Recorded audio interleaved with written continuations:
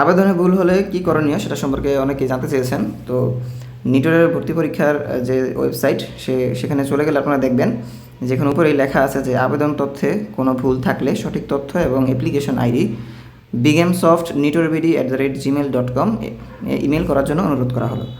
তো কোনো তথ্যে ভুল থাকলে, যেমন আপনার ডেট অফ বার্থে যদি কোনো ভুল থাকে বা নামে কোনো স্পেলিং মিস্টেক থাকে, অথবা আপনার অনেক সময় ছবির সাইজগুলো ঠিকভাবে না দিয়ে সাবমিট করার কারণে ছবির জায়গায় ক্রস দেখায় এবং ব্যাংক ডিপোজিট স্লিপের জায়গায় ক্রস দেখায়, তো এরকম সমস্যা হলে আপনারা ওগুলো সঠিক ফরম্যাটে করে এখানে ইমেল করতে পারবেন।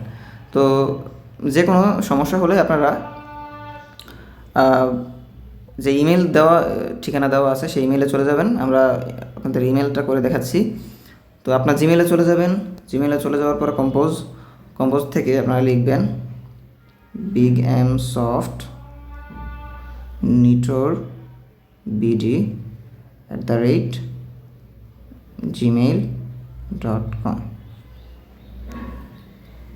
bigamsoftnitorbd@gmail.com। সো এরকম একটা ঠিকানা চলে আসবে। দেন হচ্ছে আপনারা সাবজেক্টের জায়গায় লিখবেন যে কারেকশন,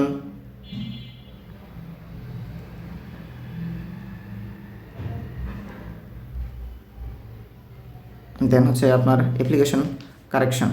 সো কারেকশন লিখে দেন হচ্ছে আপনার কম্পোজ ইমেলে শুরুতে আপনার অ্যাপ্লিকেশন আইডিটা দিয়ে দিবেন।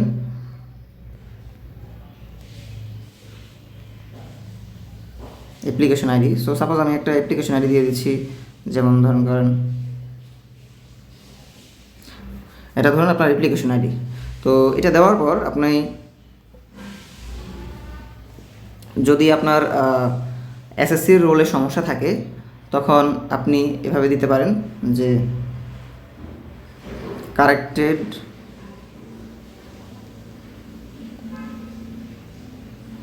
SSC role